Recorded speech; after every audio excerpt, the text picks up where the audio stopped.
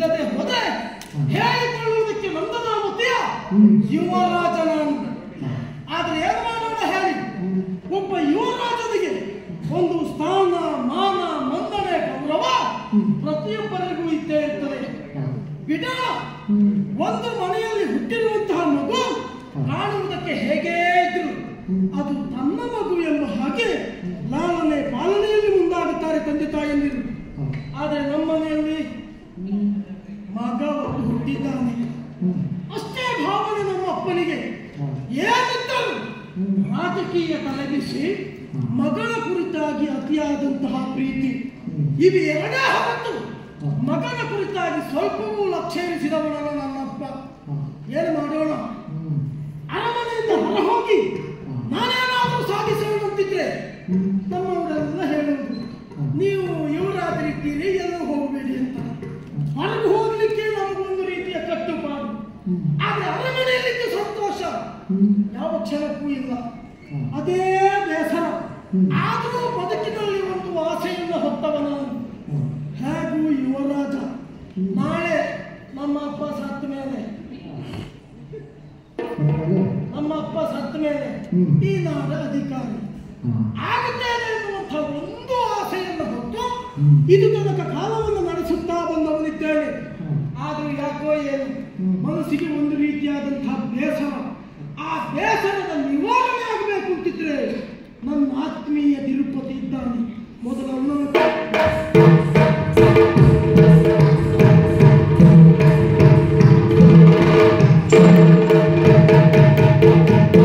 ಎಲ್ಲಾನು ಬಲ್ಲ ಪಂಡಿತ ತಿರುಪತಿ, ಎಲ್ಲ ಬಲ್ಲ ಗುರುವಾರ.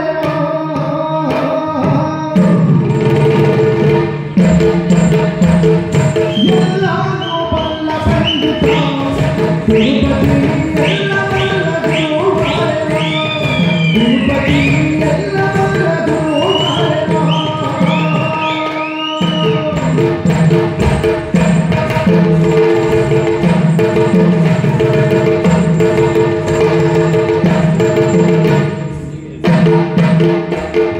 ಸಪ್ತಗಿರಿ ವಾಸನಂತೆ ಸಪ್ತಲೋಕ ಬಲ್ಲದಂತೆ,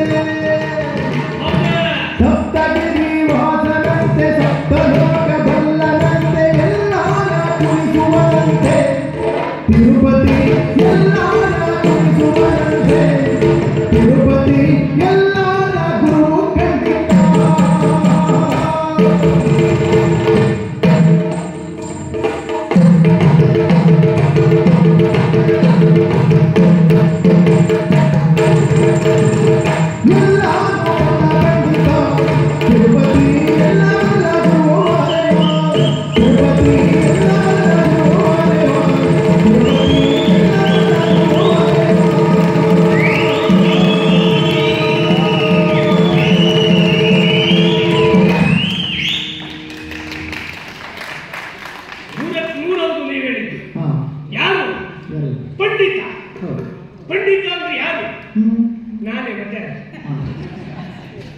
ಪಂಡಿತ ಅನ್ನೋದ ಅರ್ಥ ಏನು?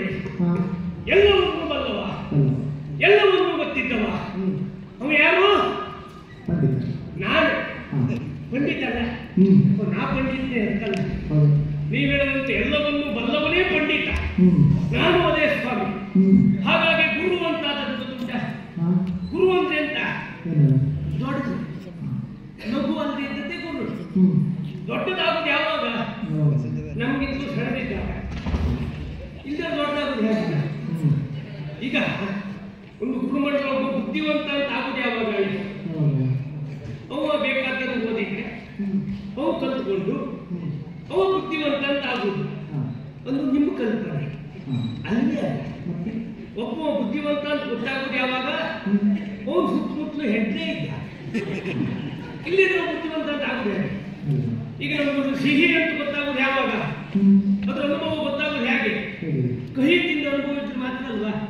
ಹೋ ಇದು ಕೈ ಅಲ್ಲ, ಇದು ಸಿಹಿ ಅಂತ ಗೊತ್ತಾಗುದು. ಹಾಗೆ ಹೆಜ್ಜನ್ನು ನೋಡ್ರೆ ಮಾತ್ರ ಅಲ್ವ ಮತ್ತೊಬ್ಬ ನೋಡು ಅವಕ್ಕಿಂತ ಈ ಒಡ್ಡಿಲ್ಲ ಬುದ್ಧಿವಂತ ಅಂತ ಹೇಳುದು. ಹಾಗೆ ಗುರುವಂತದ್ದು ದೊಡ್ಡದು ಅಂತ ಅದಾಗದೆ ಯಾವಾಗ? ಸಣ್ಣದಿದ್ದಾಗ. ಒಂದೇ ಸಣ್ಣದಿರಬೇಕು, ಇಲ್ವ ಇದ್ದದನ್ನಾರು ಸಣ್ಣ ಮಾಡಬೇಕು, ಅಥವಾ ಸಣ್ಣಕ್ಕಿಂತ ಅವರು ಸ್ವಲ್ಪ ದೊಡ್ಡವರಾಗಿರ್ಬೇಕು. ಇದು ಯಾವ ಯಾವುದೂ ಅಲ್ಲದೆ ಇದ್ರೂ ದೊಡ್ಡದಾಗ್ಲಿಕ್ಕೆ ಆಗ್ತದೆ ಯಾವಾಗ ಎಲ್ಲವೂ ನಮ್ಮ ಗೊತ್ತು ಅಂತ ಓಡಾಡ್ತಾ ಇದ್ದಾರೆ. ನೀವು ಯಾವ ವಿಷಯ ಬೇಕಾದ್ರೂ ಕೇಳಿ, ಅದಾದ ನಮ್ಗೆ ಗೊತ್ತುಂಟು, ಬಹಳ ಉತ್ತರ ಕೊಡ್ಲಿಕ್ಕಿಲ್ಲ. ಅಲ್ಲಿ ಬಹಳ ಚರ್ಚೆ ಆಗ್ತಾ ಉಂಟು, ಆ ವಿಷಯಕ್ಕೆ ನಾವಿಲ್ಲ, ಅಲ್ಲಿ ಮತ್ತೊಂದು ಚರ್ಚೆಗೆ ಹೋಗುದೇ. ಹಾಗಂತ ಯಾವ ವಿಷಯಕ್ಕಿದ್ರು ಮತ್ತೆ ಬಾಯಿ ಹಾಕುವುದೇ ನಮ್ಮ ಕೆಲಸ. ಅದು ಗೊತ್ತುಂಟು ಅಂತ ತಿಳ್ಕೊಳ್ಳಿ ಅಂತ. ಇದು ಗುಟ್ಟು ಬಾಗುತ್ರೆ ನಿಮ್ಮ ಹತ್ರ ಮಾತ್ರ ಹೇಳ್ತಾ ಇದ್ದೆ, ಸತ್ಯಕ್ಕೆ ನಾನೇ ಗುರು. ಹೌದಲ್ಲ, ಎಲ್ಲವನ್ನೂ ಬಲ್ಲವರು ನಾವು ಗುರು ಅಂತ ಎಲ್ಲವೂ ಹೇಳ್ತಾ ಇದ್ದಾರೆ. ಯಾವ ಲೆಕ್ಕದಲ್ಲಿ ಹೇಳ್ತಾ ಇದ್ದಾರೋ ಗೊತ್ತಿಲ್ಲ. ಒಂದೊಂದ್ಸರಿ ಗುರುಗಳೇ ಎಂದು ದೊಡ್ಡ ರಗಳೆ ಆಗುದು. ಅವರು ಗುರುಗಳೇ ಅಂದ್ರೆ ನೇರವಾಗಿ ಅಲ್ಲೇ ಇದ್ರೆ ಹಿಂದ್ಗಡೆಯಿಂದ ವಿಧವಾ ಪುತ್ರ ದೇಹದಂಗ ಆಗ್ತದೆ. ಒಂದು ರೀತಿ ಬೈತಾಗ ಹೋಗುತ್ತಾರೆ ಗೊತ್ತಾಗುದಿಲ್ಲ ಅಂತ. ಓಹೋ ಗುರುಗಳೇ ನಮಸ್ಕಾರ ಅಂತ ಅಂದ್ರೆ ಬೆಳಗಿನೊಳಗೆ ಬೇರೆ ಶಬ್ದವೇ ಹೇಳಲಿಕ್ಕಾದ್ರೆ ಗುರುಗಳೇ ನಮಸ್ಕಾರ ಅನ್ನೋದಾಗ್ತದೆ. ನಮ್ಮ ಸಮಸ್ಯೆ ಹೂ ಹಾಕ್ಲಿಕ್ಕೂ ಇಲ್ಲ, ಬಿಡ್ಲಿಕ್ಕೂ ಇಲ್ಲ. ಹಾಗಂತ ಹೂ ಹಾಕ್ತಾ ಇದ್ದೇವೆ ಯಾಕೆ? ನಾವು ದೊಡ್ಡ ಜನ ಆಗ್ತಾ ಇದ್ದೇವಲ್ಲ ಎನ್ನುವ ಕಾರಣಕ್ಕೆ. ಹಾಗಾಗಿ ಎಲ್ಲ ಬಲ್ಲ ಪಂಡಿತ ಇಲ್ಲಿದ್ದ ಎಲ್ಲವರಿಗೂ ಗುರುಗಳನ್ನ, ಇಲ್ಲಿದ್ದ ಎಲ್ಲವರಿಗೂ ಅಂತಲ್ಲ, ನನ್ನ ನಂಬ್ಕೊಂಡು ಒಂದಿಷ್ಟು ಜನ ಇದ್ದಾರೆ. ನನ್ನ ನಮ್ದಾದ ಒಂದು ಕೆಲಸ ಉಂಟು. ಇಷ್ಟು ಹೇಳುವ ನಾನು ಯಾರು ಗೊತ್ತಾಯ್ತ? ತಿರುಪತಿ ತಿರುಪತಿ ತಿರುಪತಿ ಯಾಕೆ ನಿಮ್ದು ಯಾವುದೋ ನಾಳೆ ತಿರುಪತಿ ಅನ್ನೋ ಒಂದು ಆಗಿಲ್ಲ. ಅದರ ತಿರುಪತಿ ನಾನೇ. ಹೌದೌದು, ಯಾವ ಕಾರಣಕ್ಕಾಯತ್ರ ದೇವರಿಗೆ ಗೊತ್ತು. ತಿರುಪತಿ ಅಂತ ಹೇಳೋದು ಹೇಗೆ ಹೇಳಿ ಅಡ್ಡಿಲ್ಲ ಬರೆಯ. ಅವು ನಮಗೊಂದು ಸಮಾನ ತಿರುಪತಿ ಮಾಡ್ದ ಏನಾದ್ರು ವ್ಯವಹಾರದಲ್ಲಿ ಮೋಸ ಮಾಡಿ ಅದೇ ಬರೋಲ್ಲ ಹೆಸರು. ಎಂತ ಬರೆ ಅವ್ನು ನಂಬ್ಕೊಂಡು ನಮಗೊಂದು ತಿರುಪತಿ ಆಯ್ತು. ಇನ್ನು ತಿರುಪತಿ ಹೋದ್ರು ಹಾಗೆ ಅಲ್ವಾ? ಅಲ್ವಾ? ಅದೊಂದು ಸೇವೆ. ಯಾವ ಕಾರಣಕ್ಕೂ ಗೊತ್ತಿಲ್ಲ, ಯಾವ ಉದ್ದೇಶಕ್ಕೆ ಅಪ್ಪ ಅಮ್ಮ ಹೆಸರಿಟ್ಟಿದ್ದಾರೆ ಗೊತ್ತಿಲ್ಲ ಸ್ವಾಮಿ. ತಿರುಪತಿಯನ್ನು ನಾನೇ ಇಲ್ಲಿ ಇದ್ದೇನೆ, ಈ ಅರಮನೆಯಲ್ಲಿ ಬದುಕಲಿಕ್ಕಾಗಿ ನಮ್ಮ ಮಹಾರಾಜರ ಮಗನನ್ನೇ ಓಲೈಸಿಕೊಂಡಿದ್ದೇನೆ. ರಾಜ್ಕುಮಾರನಲ್ಲಿ ಓಲೈಸಿಕೊಂಡಿದ್ದವರು ನಮ್ಮ ಖರ್ಚಿ ಮಾಡ್ತಾನೆ ಅಂತ ನಾವು ತಿಳ್ಕೊಂಡಿದ್ದದ್ದು. ಆ ಪುಣ್ಯಾತ್ಮ ಒಂದು ದಿವಸ ನಮ್ಮ ಹತ್ರ ಖರ್ಚಿ ಕೇಳ್ತಾನೆ. ಅಪ್ಪ ಏನಾದ್ರು ಬೇಕಷ್ಟು ಉಂಟು, ಅವು ಖರ್ಚಿ ಸಿಗುದಿಲ್ಲ. ಆದ್ರೂ ಅವ್ನು ಕೇಳಿದ್ರು ಅವನಿಗೂ ನಾನೇನೋ ಯಾಗೋ ಸಂಪಾದನೆ ಮಾಡಿ ಅವನಿಗೂ ಇದ್ದತ್ರ ಸ್ವಲ್ಪ ಕೊಡ್ತೆ. ಯಾಕೆ? ಒಳಗಿನೊಳಗೆ ಸಣ್ಣ ಸ್ವಾರ್ಥವೇ ಉಂಟು. ಇಂದಲ್ಲ ನಾಳೆ ಇಲ್ಲಿ ಮಹಾರಾಜ ಆಗುವ ಒಂದು ಜಾಗಕ್ಕೆ ಹೋಗ್ತಾರೆ. ಹುಡುಗ ಒಂದು ಬೆಳವಣಿಗೆ ಕಂಡ್ರೆ ಇಂದಲ್ಲ ನಾಳೆ ಒಂದೇನೋ ಒಂದು ಆಗ್ತಾನೆ ಒಂದು ವಿಶ್ವಾಸ ಉಂಟು. ನಿಮಗೆ ನಿಮಗೂ ಗೊತ್ತಿಲ್ಲ, ಭಯಂಕರ ಬರದೆ ಯಾರ್ದು ಭವಿಷ್ಯ ಹಾಗೂ ಹೇಳುತ್ತೆ. ನಮಗೆ ನಿರೀಕ್ಷೆ ಉಂಟು, ಇಂದಲ್ಲ ನಾಳೆ ಇಲ್ಲಿ ಮಹಾರಾಜನಾಗ್ತಾನೆ, ಒಂದು ಜನ ಆಗ್ತಾನೆ. ಹಾಗಾಗಿ ಅವನಿಗೆ ಓಲೈಸ್ತಾ ಇದ್ದದ್ರ ಜೊತೆಗೆ ನಮ್ಮಲ್ಲಿದ್ದದ್ದೇ ಏನಾದ್ರು ಅವನಿಗೂ ಕೊಡುದು ನಾವು. ಯಾಕೆ? ಆಮೇಲೆ ನಾಳೆ ನಮಗೂ ಖರ್ಚು ಮಾಡ್ತಾನಲ್ಲ, ಇನ್ನು ನಾವು ಸಾಯೋದ್ರಲ್ಲಿ ಸಮಸ್ಯೆ ಇಲ್ಲ ಎನ್ನುವ ಕಾರಣ. ಹಾಗಾಗಿ ಅವನು ಓಲೈಸ್ಕೊಂಡಿದ್ದದ್ದು. ಅವನು ಓಲೈಸ್ಕೊಂಡಿದ್ದದ್ದು ಅದು ಅರಮನೆಗೂ ಬೇಕಾದವಾಗಿದ್ದೇನೆ. ಯಾಕೆ? ಇಲ್ಲೊಂದಿಷ್ಟು ಕೆಲಸಕ್ಕೆ ಅದಕ್ಕೆ ಇದಕ್ಕೆ ಸೈನ್ಯಕ್ಕೆಲ್ಲ ಜನ ಸೇರಿದ್ದು ನಮ್ಮ ಕೆಲಸ. ಸೈನ್ಯ ಕರ್ಕೊಂಡಷ್ಟೇ ನಮ್ಮ ಕೆಲಸ. ಅವ್ರಿಗೆ ಬೇಕಾದ ಸರಕುತ್ತ ತರಬೇತಿಯನ್ನು ಕೊಟ್ಟು ಅರಮನೆ ಕೆಲಸಕ್ಕೂ ಸೈನ್ಯಕ್ಕೂ ನಾವು ಹೋಗುದಿಲ್ಲ. ಹೇಳಿದ್ರು ಇವರು ಸೈನ್ಯಕ್ಕೆ ಹೋಗುವುದು ಹಾಗೆ ಹೀಗೆ ದೊಡ್ಡದಾಗಿ ಹೇಳುವುದಿಲ್ಲ. ಇವ್ರನ್ನೆಲ್ಲ ಕಳಿಸ್ಕೊಂಡು ಬಿಟ್ಟರೆ ನಾವು ಹೋಗುದಿಲ್ಲ. ಹಾಗೆ ಅರಮನೆ ಕೆಲಸಕ್ಕೂ ಹಾಗೆ ಕೆಲಸಕ್ಕೆ ಬೇಕಾದ ಜನ ತಂದು ಬಿಡುವುದು ನನ್ನೇ ಜವಾಬ್ದಾರಿ, ನನ್ನೇ ಹೊಣೆಗಾರಿಕೆ. ಅವ್ರಿಗೆ ಕೆಲಸ ಬರದೇ ಇದ್ರೆ 4 ದಿವಸ ಕೆಲಸ ಹೇಳ್ಕೊಡೋದು ಅವರಿಗೆ. ಅಂದ್ರೆ ನಮ್ಮ ಕೆಲಸ ನಮಗೊಂದು 4 ಕೆಲಸ ಜನ ಆಯ್ತಾ, ಅವನಿಗೆ 4 ದಿವಸ ತರಬೇತಿ ಕೊಟ್ಟು ಅವ್ನ ಅರಮನೆ ಕಳಿಸೋದು. ಅದೇ ಈಗ ಕೆಲಸಕ್ಕಿದ್ದವರಿಗೆ ನಮಗೆ ಹೇಳ್ತಾರೆ ಪ್ರಶ್ನೆ ಆಗಿದೆ. ಆದ್ರೆ ಒಟ್ಟೆ ಅದಿಷ್ಟು ವ್ಯವಸ್ಥೆ ನಾನು ಎಲ್ಲ ಮಾಡೋದ್ರಿಂದ ಅವರಿಗೆಲ್ಲ ನಾವೊಂದು ಗುರು ಅಂತ ಹೇಳ್ತಾರೆ. ಅವರೆಲ್ಲ ಹೇಳ್ತಾ ಇದ್ದಾರೆ ಗುರು ಅಂತೇಳಿ. ಈಗ ಅದಲ್ಲ, ಇಂದಲೂ ನಾಳೆ ಮಹಾರಾಜ ಆಗುತ್ತಿದ್ದಾನೆ ಅವನು, ಈ ಯುವರಾಜ. ಅವನು ಓಲೈಸಲಿಕ್ಕಾಗಿ ಏನಾದ್ರು ಹೊಸ ಹೊಸ ಮಾರ್ಗದಿಂದ ಉಂಟು.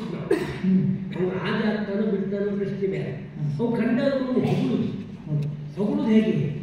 ಕೆಲವೊಮ್ಮೆ ಅತಿಶಯ ಆಗಿದೆ ಅವರ ಕಲ್ಪನೆ, ಭ್ರಮೆಯಲ್ಲಿ ನೀವು ಬದುಕುತ್ತಲ್ಲ, ವಾಸ್ತವದಕ್ಕಿಂತಲೂ ಭ್ರಮಾಲೋಕ ಉಂಟಲ್ಲ, ಬಹಳ ಸಂತೋಷ ಕೊಡ್ತದೆ ಮನುಷ್ಯನಿಗೆ ಅಲ್ವಾ?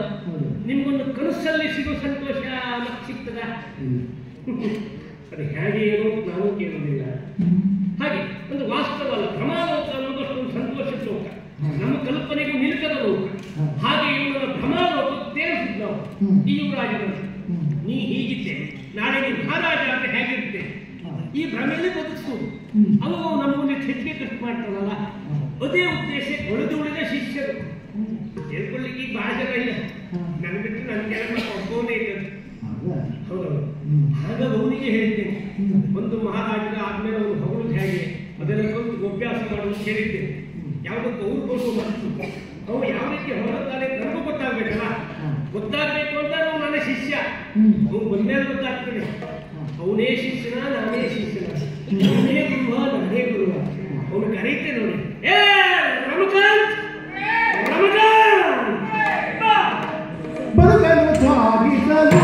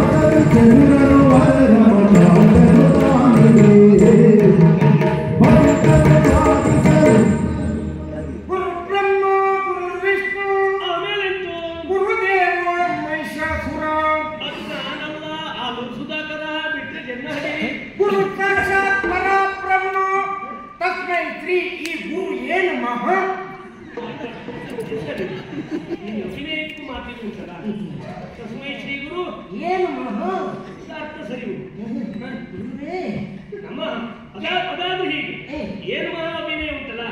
ನೀನು ಬಾಯಲ್ಲಿ ಏನು ಮಹಾ ಕೈಯಲ್ಲಿ ಹೀಗೆ ಮಾಡಿದ್ರೆ ಪಾಪ ಏನು ತಪ್ಪು ಹೇಳ್ಬಿಟ್ಟು ನೀನು ಕೈಯಲ್ಲೂ ಹೀಗೆ ಮಾಡ್ಕೊಂಡು ಏನು ಮಹಾ ಹೇಳಿಲ್ಲ ಅಂದ್ರೆ ಯಾರಂದ್ರೆ ಗುರು ಸಾಕ್ಷಾತ್ ಗುರು ಬ್ರಹ್ಮ ಗುರು ವಿಷ್ಣು ಗುರುದೇವೋ ಮಹಿಷಾಸುರ.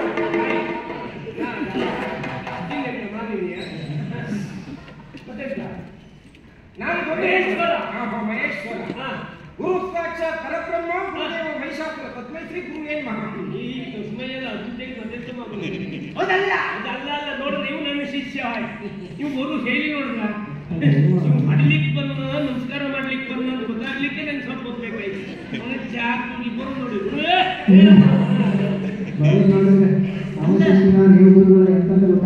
ಗೊತ್ತಾಗುದಲ್ಲ, ನಮಗೂ ಸಮಸ್ಯೆ ಮತ್ತೆ ಇನ್ನು ಬಿಟ್ಟು ಮತ್ತೆ ಯಾರು ನಮಗೂ ಇಲ್ಲ.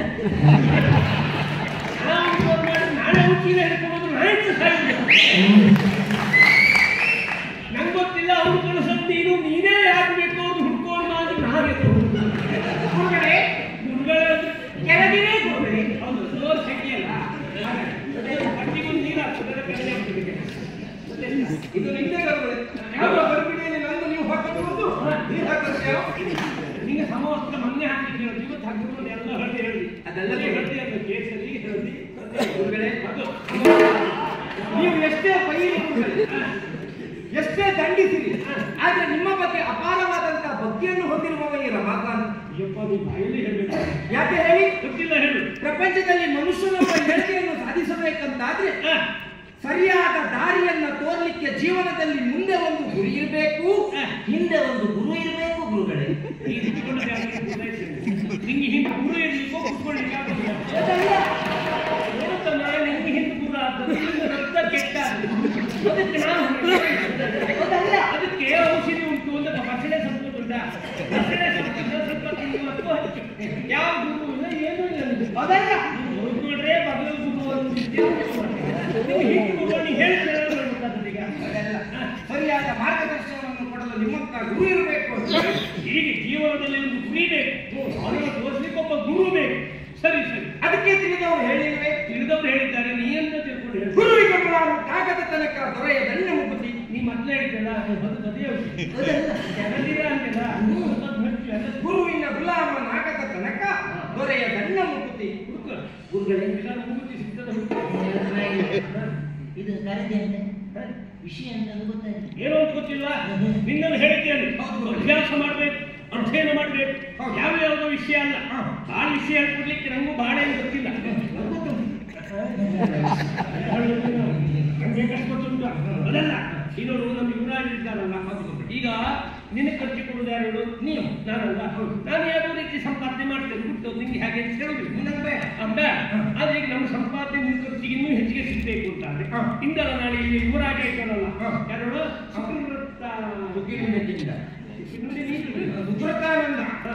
ಅವನು ಮುಂದಲ್ಲ ಇಂದಲ್ಲ ನಾಳೆ ಮಹಾರಾಜ ಆಗುವ ಅವನನ್ನು ಹೊಗಳಲಿಕ್ಕೆ ನಾವು ಹೊಗಳಬೇಕು ಅಂತ ಹೇಳಿ ಹೊಗಳೋದು ಹೇಗೆ ಒಮ್ಮೆ ಸಂತೋಷ ಆಗ್ಬೇಕು, ಹಾಗಂತ ಎಲ್ಲರೂ ಒಂದೇ ನಾವಲ್ಲ. ಅದಕ್ಕೆ ಎಷ್ಟು ಹೊತ್ತಾಗ್ತದಷ್ಟು ಮಾಡಬೇಕು. ನೀವು ಹೊತ್ತೇಳಿ ಅದು ಹೇಳುವಾಗ ಯಾರು ಬೇಕಿಲ್ಲ, ಸ್ವೀಕಾರ ಮಾಡ್ತಾರೆ. ಯಾಕೆಂದ್ರೆ ದುಷ್ಟೊತ್ತಿಗಾಗಿ ಪ್ರತಿ ಮಾತ್ರ ಸೀಮಿತ ಬಿಟ್ಟು ವಿಮರ್ಶೆಗಾಗಿ. ಹಾಗಾದ್ರೆ ವಿಮರ್ಶೆಗೆ ಅಲ್ಲದೆ ಇರುವ ಮಹಾರಾಜನನ್ನು ಹೊಗಳುವ ಇನ್ನು ಹೊಸ ಶೈಲಿಯನ್ನು ಓದಬೇಕು ಅಂತ ಹೇಳಿದ್ರು. ಈಗ ನಿಮ್ಮ ಮನಸ್ಸನ್ನು ನನ್ನ ಹೊಗಳಿಕೆಯನ್ನು ಕೇಳಿದಂತ ಸುಕೃತಾನಂದ ಯುವರಾಜನ ಮನಸ್ಸನ್ನು ಸಂತೃಪ್ತಿಗೊಳಿಸಲು ಅದಕ್ಕೆ ನಮ್ಮ ಜನತೆ ಸಂತೋಷವಾಗಬೇಕು. ಅಷ್ಟನ್ನು ನಾನು ಸಿದ್ಧ ಮಾಡಿಕೊಂಡು ಬಂದಿದ್ದೇನೆ. ತಪ್ಪುಂಟ ಸರಿ ಉಂಟಂತ ನೀವು ಹೇಳ್ಬೇಕು. ನಾನು ಹೇಳ್ತೇನೆ, ಇದು ನನ್ನ ಒಂದನೇ ಶೈಲಿ. ಅದು ಅಲ್ಲಿಂದ ಬರಬೇಕಾ?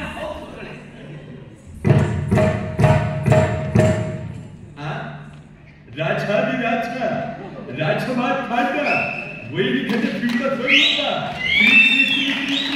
ಶ್ರೀ ಮಹಾರಾಜರಿಗೆ ಬಹುಪರಾಗ್ ಬಹುಪರಾಗ್ ಬಹುಪರಾಗ್. ಹೇಳುತ್ತಲಿಲ್ಲ ಈ ಶೈಲಿಗೆ ಅವರೇನು ಬರುವುದಿಲ್ಲ, ಅವ್ರು ಮತ್ತೆ ಯಾರಾದ್ರೂ ಒಳ್ಳೆ ನೀವು ಹೇಳುತ್ತಾಯ್ತಾ ನನ್ನ ಶಿಷ್ಯ ನನ್ನ ಶಿಷ್ಯ ಎರಡನೇ ಶೈಲಿ ಇಲ್ಲಿಂದ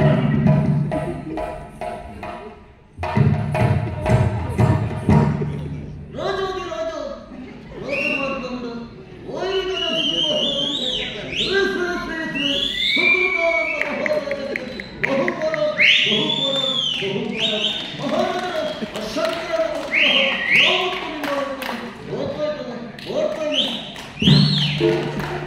ಗಂಟಿಲ್ಲ, ಸ್ವಲ್ಪ ಹೀಗಾದ್ರೂ ಒಳ್ಳೇದೇನೆ ಅಂತ ಅಲ್ಲಿಂದ ಬರುವುದಿಲ್ಲ, ಅದಕ್ಕಲ್ಲೇ ಮಾಡಿ. ರೋಜೋದಿ ರೋಜು ಸುಕೃತಾನಂದ ಮಹಾರಾಜರಿಗೆ ಜೈ ಬೋಧನೆ. ಯಾವತ್ತೂ ಈ ಸುಕೃತಾನಂದ ಮಹಾರಾಜರಿಗೆ ಈ ಶಂಕರ ವಿಗ್ರಹ ಯಾವತ್ತೂ ಇರಲಿ. ಮೂರು ಚಕ್ರದವರು ನಿಮ್ಮ ಜೊತೆಗೆ ಯಾವತ್ತೂ ಇದ್ದಾರೆ. ರೋಜೋದಿ ರೋಜೋ ರೋಜೋ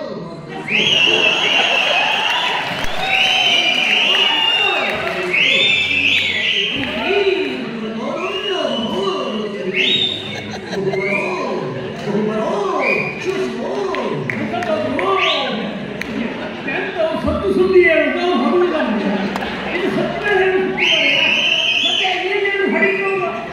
ಅವ್ರು ಸತ್ತವರು ಮಾಡಿದ್ರೆ ಇದೇ ಕೆಲಸ.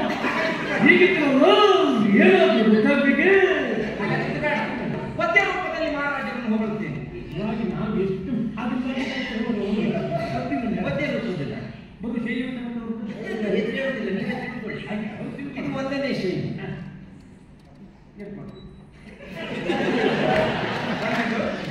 ಎರಡನೇದು ರೋಜು ರೋಜು ರೋಜು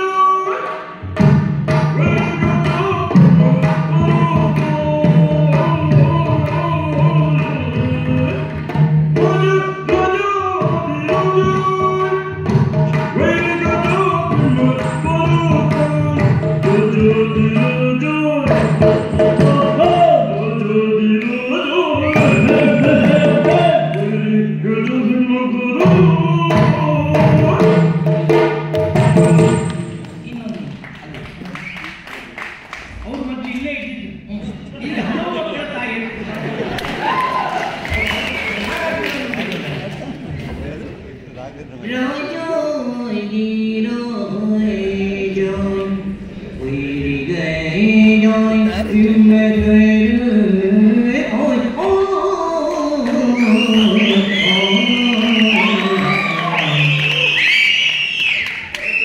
ಅವ್ರ ಪೈಕಿ ಹೆಚ್ಚಿಗೆ ಈಗ ನಾವು ಹೊಸ ಬೆಳಗ್ಗೆ ಹೋಗೋಣ. ಹೊಸ ಬೆಳಗ್ಗೆ. ಅವ್ರು ಅಲ್ಲೇ ಇದ್ರ ಮಾರುಕಟ್ಟೆ ಬದಿಗೆ ಇದ್ರೆ ನೋಡುವುದು.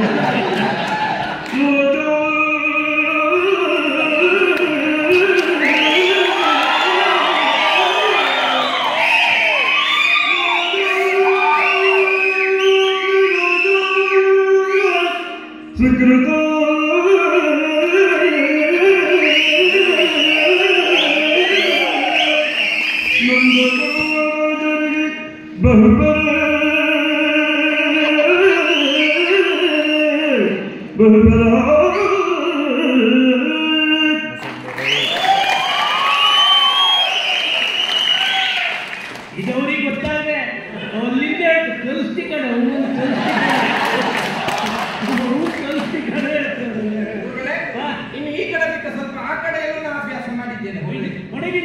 ಬೆಂಕಿನದು. ಹೌದು ನಮ್ಮೂರೆಲ್ಲ ಅತ್ಯಂತ ಡಾಂಜಲ್ ಒಬ್ರು ಇಲ್ಲ ಮನೆ. ರಾಜಾದಿ